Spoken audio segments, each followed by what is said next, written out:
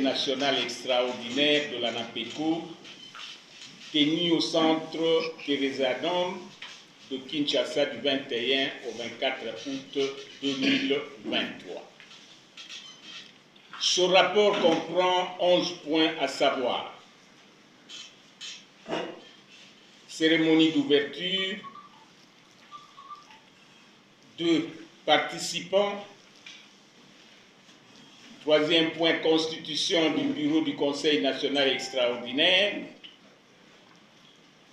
4e point, le rapport des présidents provinciaux, 5e point, école des parents avec les partenaires, 6e point, rapport global d'activité du comité national, 7e point, rapport moral du président national, 8e point, examen du dossier du premier vice-président national, 9e point, recommandations et résolutions, 10e point, décoration des membres du Conseil national, 11e point, clôture du premier point, 3e point de la constitution du bureau du Conseil national extraordinaire. Le bureau du Conseil national extraordinaire de l'ANAPECO a été constitué des membres ci-après: M. Diaté Zouapongi David Steve, président. M. Kalonda Nyandoué Jean Prince, premier vice-président. M. Ekweto Inikez, deuxième vice-président. M. Ouamou Amundala Jean-Pierre, troisième vice-président. M. Loua Olengo Charles, secrétaire. M. Matondo Lusala Diaka Zakari, premier rapporteur. Et enfin, Maître Omekenga Louis, deuxième rapporteur. Point 4.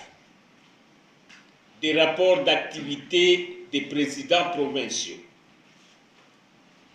Les rapports d'activité des présidents provinciaux ont fait l'objet d'un très bel exercice de présentation et de défense devant la Grande Assemblée.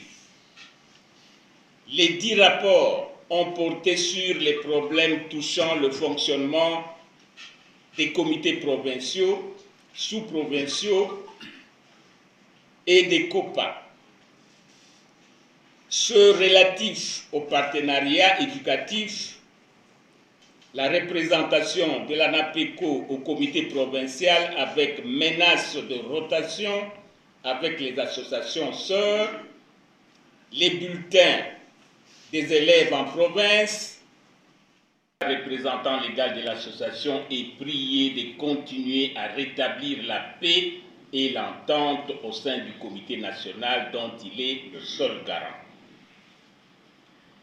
Des mémos ont été adressés au ministère de l'électricité, de FPM, de l'ESU, des Affaires sociales et de la santé, pour enfin avoir des textes fixant le cadre de protocole de partenariat durable pour le bon fonctionnement de nos structures éducatives.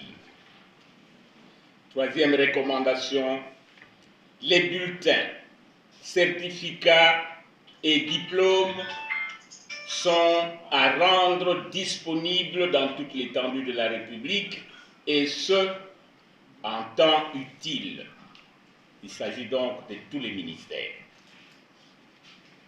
Quatrième recommandation, les conseils de gestion doivent être rendus opérationnels dans toutes les structures éducatives, et cela à tous les niveaux.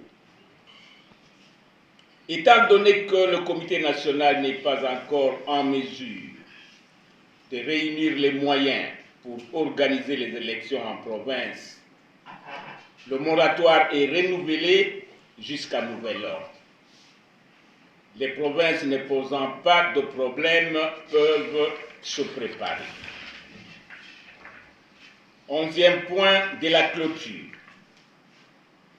La cérémonie de clôture a eu lieu le jeudi 24 août 2023 Elle a commencé par l'hymne national et le rapport final fait par le secrétaire national.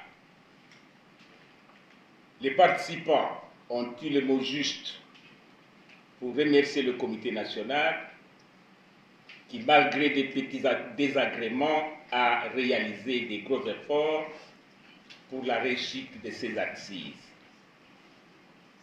Le discours de clôture du président national représentant légal va clôturer ces assises du 12e Conseil national.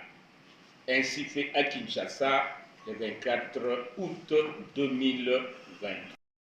Kita ya mikolo mine mobimba ya motuya ya kosimba ete awa tozali kokende na periode ya maponami ebongi biso babote tobatela kimia totika kobendana tozala penza bato oyo bakomema kimia na mangomba na baparti pe na bisika miso tovandi mpona bana na biso bakende kotanga na kimia toboyi mobulu. C'est pour régler le problème de politique interne de l'association et en même temps réunir tous nos représentants en province afin de les mobiliser autour du thème principal qui était le renforcement des acquis et la gratuité. On doit continuer à mobiliser les parents autour de cet acquis social important qui a fait que plus de 7 millions d'enfants sont rentrés dans le système éducatif. Avec des recommandations fermes en direction des ministères pour que les titres scolaires soient délivrés à nos enfants à temps et qu'un cadre de concertation avec chaque ministère organisant l'éducation soit élaboré et signé.